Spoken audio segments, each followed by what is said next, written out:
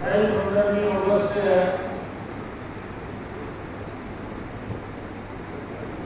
આપણી ભારતની આઝાદીને 74 વર્ષ પૂરા થયા અને 75મા વર્ષમાં મોકલ પ્રવેશ કર્યો એટલે બધા દેશવાસીઓને આપણે પહેલા મળી ગયા છે ત્યારે શુભેચ્છાઓ આપી રહ્યા છે. જેમ આઝાદીના ફળ કાપવાની આપણી પહેલાની અને એની પહેલાની પેઢીને બહુ મજા આવી.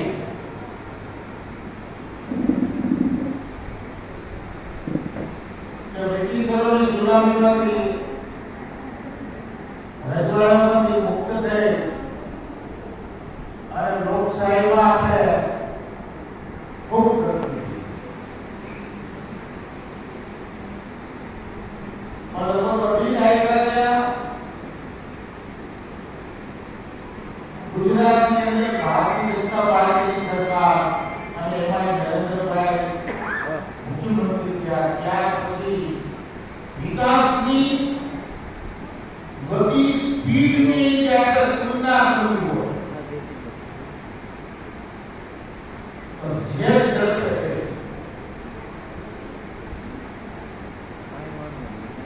આપણે બધા ગુજરાતીઓનો ફાયદો રહ્યો અને નરેન્દ્રભાઈ મોદી જ્યારે આ દેશની અંદર જન્મી અને પ્રથમવાર ભારતીય જનતા પાર્ટીને સંપૂર્ણ બહુમતી સાથે આ દેશના વડાપ્રધાન તરીકે આરૂઢ થયા. ઈ 5 વર્ષ વર્ષોથી ભારતીય જનતા પાર્ટીના છુપાયેલા દેખાયેલા કે સતત આપણી હવે વાગોળતા એજન્ડાઓને બીજી વાર જબરદસ્ત સંપૂર્ણ બહુમતી સાથે જ્યારે નરેન્દ્રભાઈ આરૂઢ થયા વડાપ્રધાન તરીકે ત્યારે આપણે જોવા મળ્યા છે એના સફળ થતા આકાર પામતા અને કાર્યાન્વિત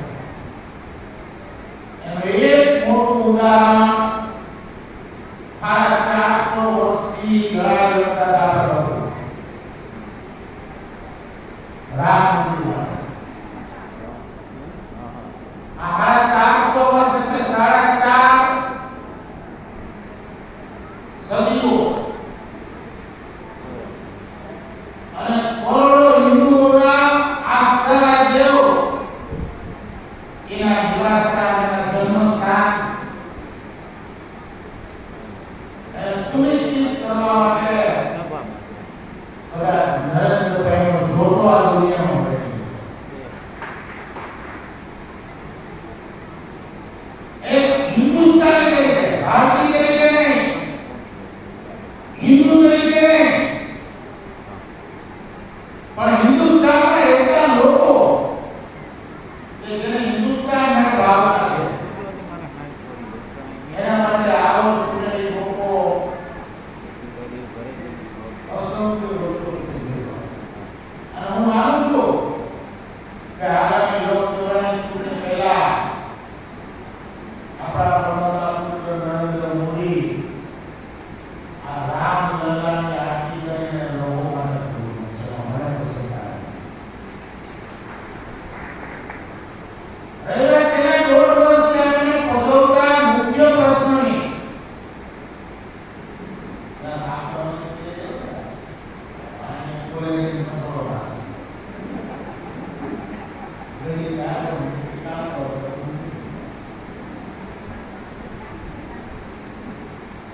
કોરોના નામની ગઈ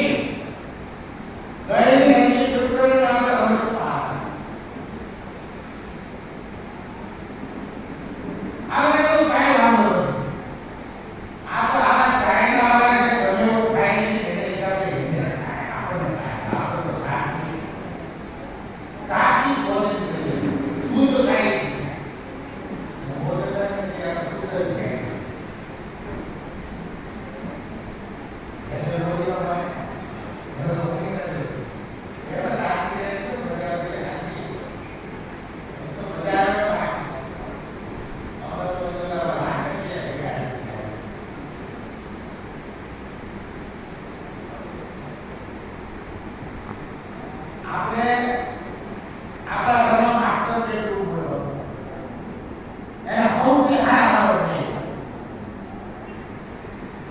આપણો લેડી ગ્રુપ હોય બરોબર વડોદરાની ચેમ્બર હોય મારી ઓફિસ હોય લાલની ઓફિસ હોય આપણે બહુ હારી હોય અને એની બધી હાઇજેનિક હોય એટલે કાંઈ ઘટે નહીં મસરતો કેટલી જતો આનાથી ને હાથની સગવડતાવાળા યુરોપિયન કન્ટ્રીના સદાય બાજુ છે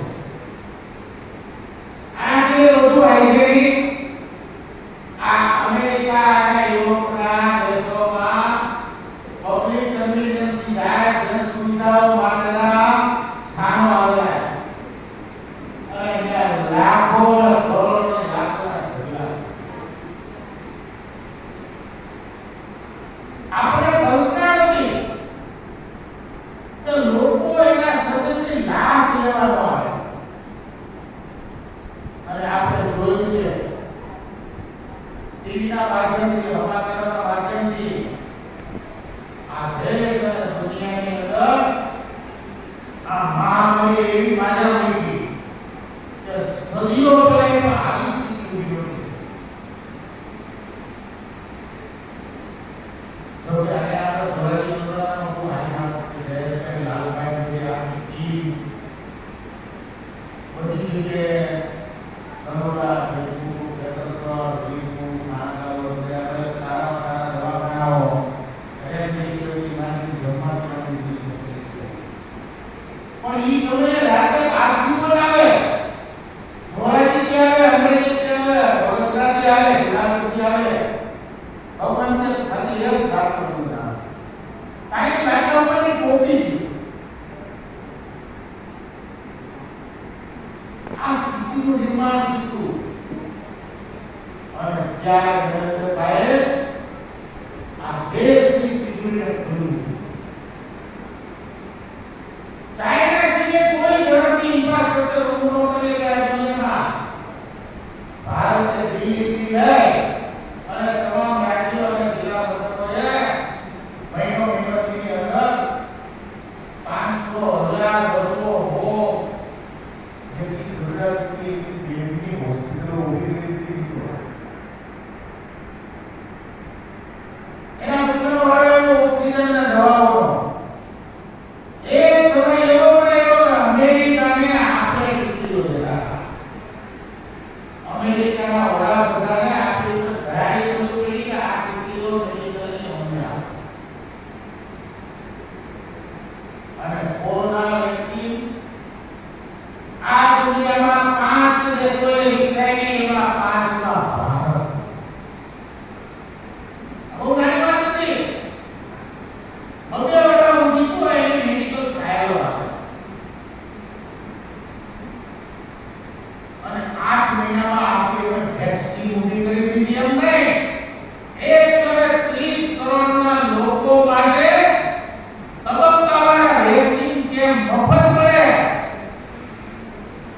અને કેમ હાઇજેનિક રીતે વેક્સિન આપવામાં આવે, દવા આપવામાં આવે, ત્યાં સ્થળે આપવામાં આવે આ સુનિશ્ચિત કર્યું. આગલા વર્ષે કોરોના આવ્યો ત્યારે એપ્રિલથી 8 મહિના સુધી હું ખાલી ગુજરાતની વાત કરું છું 71 લાખ રેશન કાર્ડ ધારકો એટલે કે લગભગ 2,40,00,000 ની વસ્તીને 8 મહિના સુધી મફત અનાજ આપવામાં આવ્યું. જિંદગીમાં હરીનાને પહેલી વાર જોયું. તમને અમને ખબર નથી દુષ્કાળના 88 ના વર્ષ યાદ છે એ પહેલાનો મહિનો અંધારા બાપાને તમને ખબર હોય ત્યારે તો હવે અમારે ગોરખ બાપા છે ઈ ઘરે ઘણી વાર તમને ખબર હોય મફત દીધું અને આ ચાલુ વર્ષમાં પણ 7 મહિનાનું રાશન હમણાં ચાલુ કર્યું ને મફત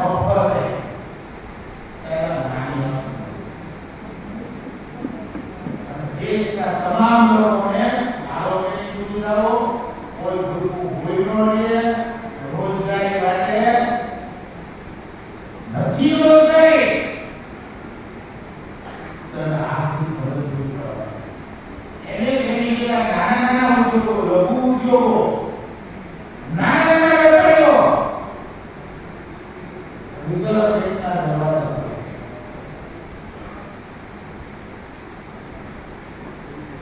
અને રોબર્ટ બેંકના એકદમ સહાય સબસિડીઓ આ બધું કદાચ મારે 15 વર્ષ થયા એકેડેમીમાં રહું, પણ ગયા વર્ષે સૌથી વધુમાં વધુ મેટ્રિક ટન અનાજ સરકારે એમએસપી ની પ્રાઇસથી ખરીદ્યું. ઊંચામાં ઊંચા ભાવ વડે ખેડૂતોને પોષણક્ષમ ભાવ વડે અને ખેડૂતોના પૈસા આવે એ માટેનો આ નિર્ણય હતો. આ વર્ષોમાં લાખો લોકો માટે રહેવાના મકાનોના ખાતમુહૂર્ત થયા નહીં, કોપણી કરવામાં આવી. 1 લાખ લોકો તો ખાલી ગુજરાત આ નાની સિટીનો અને આ જ સમય દરમિયાન તમારા વાંધો નથી ને કે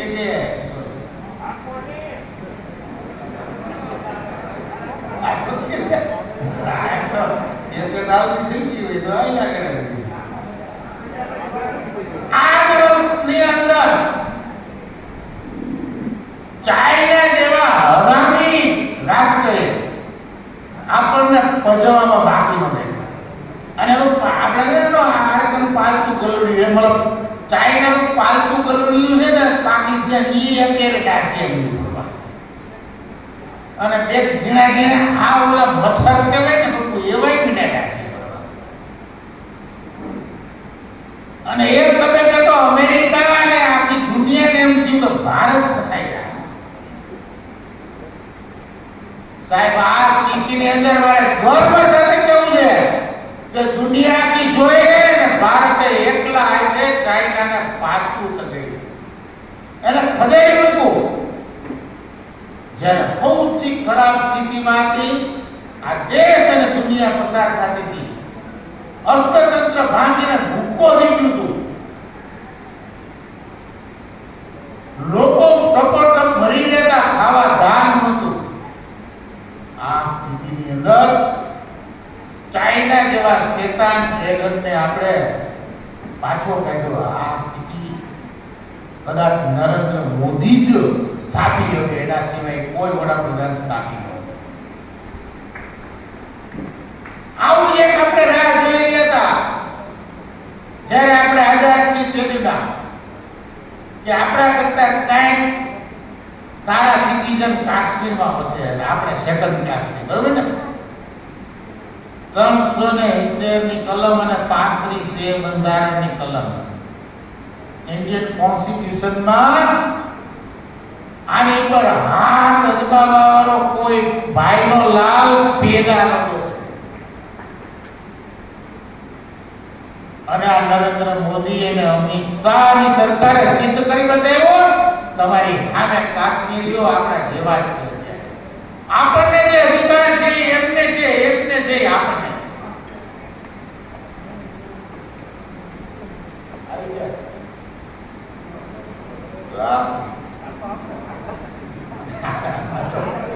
નરેન્દ્ર મોદી ની ક્યાં આમાં ક્યાં ગુજેલ છે?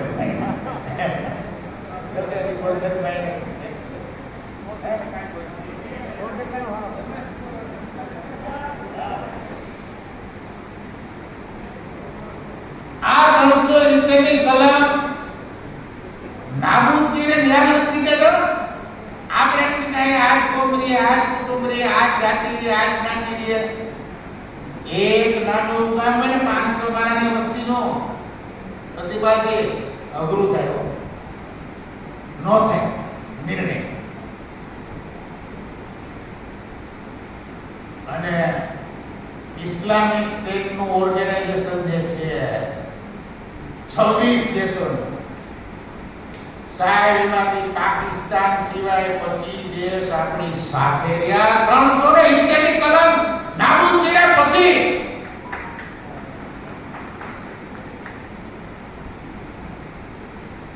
આને કહેવાય પોલિટિકલ ડિસિઝન. એક કોઈ દેશ દેશમાંથી પાકિસ્તાનને બાદ કરતા કોઈ દેશમાંથી ક્યાંયથી કોઈ જાતનો અવાજ થાય અને તે તોફાન કરતા તે સારું નથી. હવે દીકરા એ લાઈનમાં ઉભા રહી ગયા. પંચાયતની ચૂંટણીમાં આપણે કેમ હોશે ભાગ લીધો હતો, બધા ભાજપ કોંગ્રેસ આ જે હોય તો ઓલા ધોવાઈ ગયા, આપણે કામ કરી ગયા. પણ સ્થાનિક સ્વરાજ્યની સંસ્થાઓની ચૂંટણીમાં પહેલી વાર કાશ્મીરના લોકોએ મતદાન કર્યું, જબરજસ્ત મતદાન કર્યું અને લોકશાહી અને 370 ની કલમ અને અખંડ ભારતમાં વિશ્વાસ વ્યક્ત કર્યો. આ વાત બહુ મહત્વની.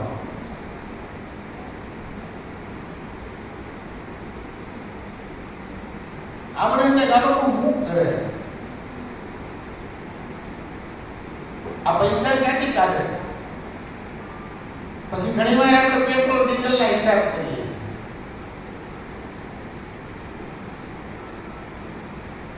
જયપુર 6 લાઈન મંજૂર થઈ ગયું. અમે એને ચેતર ટીયુથી લંબાવવા માંગીએ કે ના એરિયામાં એક્સિડન્ટ થાય ન થાય. અમદાવાદથી રાજકોટ 6 લાઈન, રાજકોટથી જયપુર હજારો કિલોમીટરના રોડ. લશ્કર માટે અદ્યતન સાધનો, 5મી પેઢીના ફાઇટર વિમાનો રાફેલ. જો કે ચાઇનાને આપણે પૈસા તો નહીં કરી દીધો તો રાફેલનું એક પાંદડું આવ્યું નથી. અત્યારે તો 28 માંથી લગભગ આવ્યા. આ દેશની સરહદને સુનિશ્ચિત લશ્કરના જવાનોને ઉત્તમમાં ઉત્તમ હથિયારો, 5મી પેઢી અને છેલ્લી પેઢી અત્યારે ચાલતી પેઢીના વિમાનો, ટેન્કો, સબમરીનો અને એસોલ્ટ રાઇફલ સહિત ચાઇનાને પણ અમેરિકા લડવા કોઈ ભૂજી જાય એવું મજબૂત ભારતીય સૈન્ય તૈયાર કર્યું. આ 2 વર્ષમાં કે જ્યારે આ મહામારીએ આ દેશ અને દુનિયામાં એવડી મોટી જાનહાનિને ખરા પાડી દીધી, ધંધા ઉદ્યોગ બંધ હતા, ત્યારે આ સ્થિતિનું નિર્માણ નરેન્દ્ર મોદીની સરકાર. આપણે જગ આશીર્વાદ યાત્રા બહુ સાચી વાત છે. તમને 2 વર્ષમાં 13 મહિના સુધી મફત ખવડાવી કરોડો લોકોને. તમારા દેશના દાના દુશ્મનો ચાઇના અને પાકિસ્તાન જેવાને ખરીદ નહીં થાય. તમારા દેશના છેવાડાના લોકોને વેક્સિનેશન ફ્રી આપ્યું. દેશ અને દુનિયાના લોકો તમારા માટે તમારી પાસેથી વેક્સિનેશન લેવાની લાઈનમાં ઉભા છે.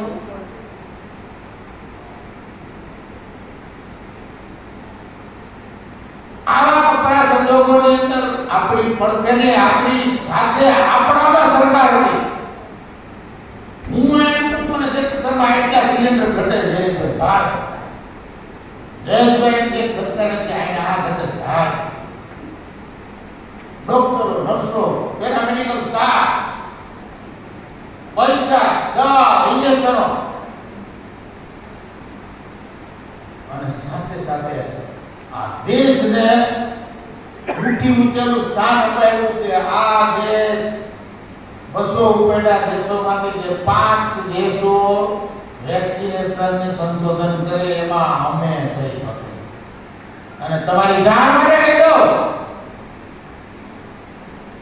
કે 12 થી 18 વર્ષના બાળકોની રસી લગભગ આપણાથી 1 મહિનો દૂર છે. આ 1 મહિના પછી જે રીતે આવી રહી છે તંત્ર, આ દેશના તમામ લોકો અને તમામ બાળકો 135 કરોડને હું માનું છું 2 થી 3 મહિનામાં સંપૂર્ણ રીતે વેક્સિનેટેડ કરવામાં આવશે. એનું કારણ તમને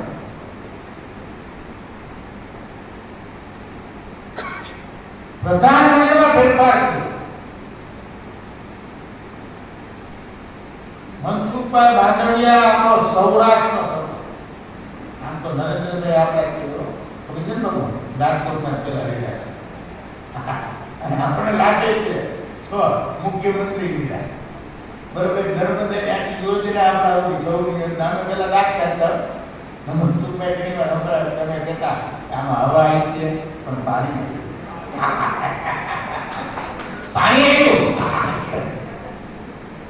અને આજે દુષ્કાળ પડશે ને તો આપણે બચી જાવ, ઉગરી જાવ અથવા સર્વાઈ જાવ તો એનું શ્રેય પણ આ સૌની યોજના થઈ છે. આ હકીકત છે. દુષ્કાળ ભૂલી જાવ એવી સ્થિતિ ઊભી કરી દીધી.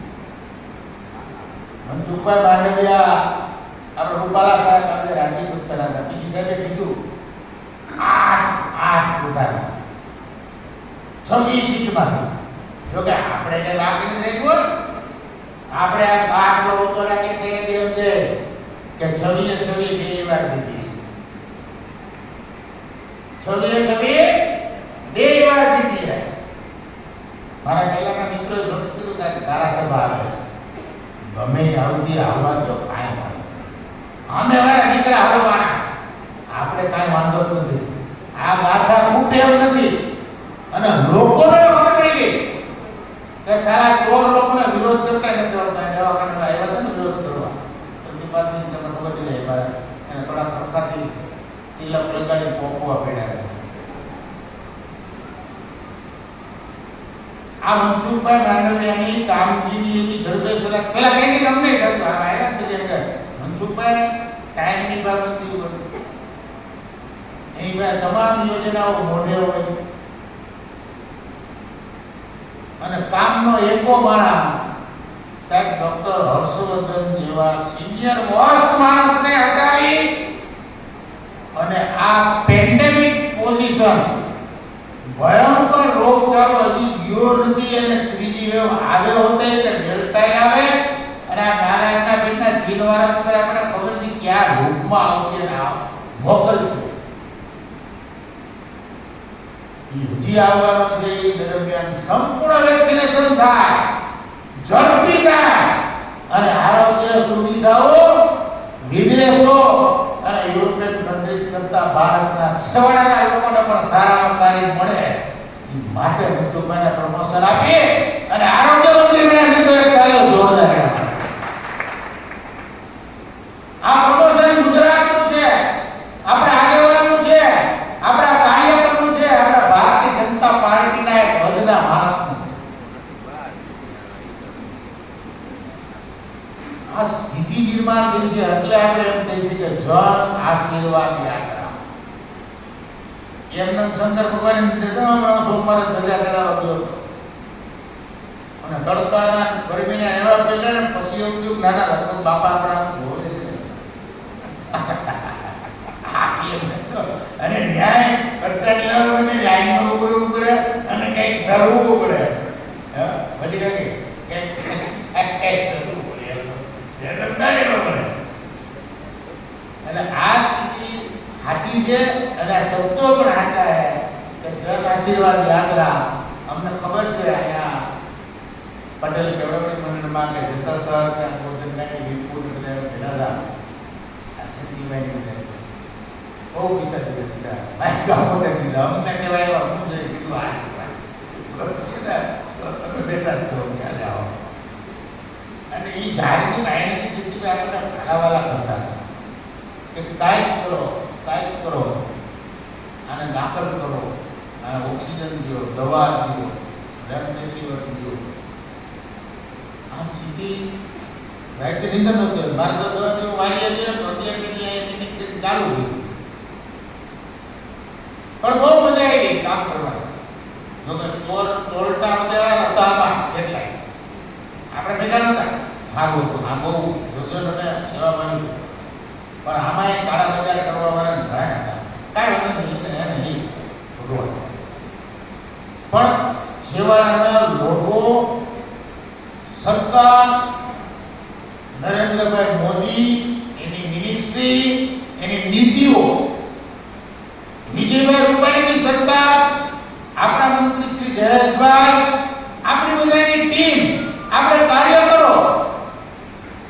જનતા પાર્ટીનો છેવાડાનો માણસ આ બધાયના સામૂહિક પરિણામ ઈ આવ્યું કે લાશોના થપ્પા લાગી જાને બદલે હોસ્પિટલની દાખલ થતા હતા એના કરતા હાજા છે બધું બહારને જતા હતા.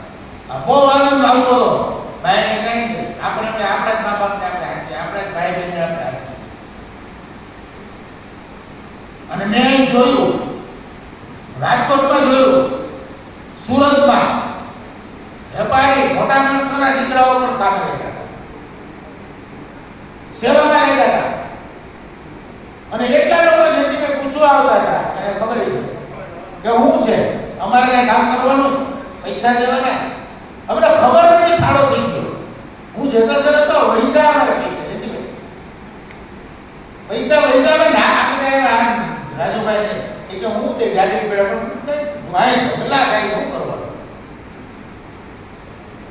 આ ભારતીય જનતા પાર્ટી ની પોલિસી છે, આ નેતાગીરીની કમાલ છે. અને આપણામાં જે રાષ્ટ્રવાદ, આપણામાં ભારતીય તરીકેનું ગૌરવ, એના ઉપરની ફરજો આપણને જે કહેવામાં આવી એની ચરિતાર્થ છે. અમારા વાઇસ ચેરમેન જે અરેસ્ટ થાય 15 દિવસ સુધી ગયા, કોરોના એનું રાજકોટ પીડ્યા, પછી અહીંયા ધીમે ધીમે ચાલુ થઈ જાય. આ કાળી બધા આવે છે, મજા આવે છે સેવા કરવાની. એટલે આ બધી બાબતો નાના નાના લોકોને એવો વિશ્વાસ દઈ ગયો કે કેન્દ્રની અને રાજ્યની સરકાર એને આપણે આશીર્વાદ આપીએ તો એનું અભિવાદન કરી આવ્યું ઓછું છે. હું નથી માનતો મત માટે હવે અપીલ કરવી પડે. હું નથી માનતો કે મત માટે આપણે કોઈને સમજાવવા પડે. ભારતીય જનતા પાર્ટીનો ઉમેદવાર ઉભો છે ધારાસભામાં અને તમારે એને મદદ કરવાની કામ હોય તો કહેજો. ઈ ગોતશે, કાદવમાં ખીલેલું કમળ ગોતશે.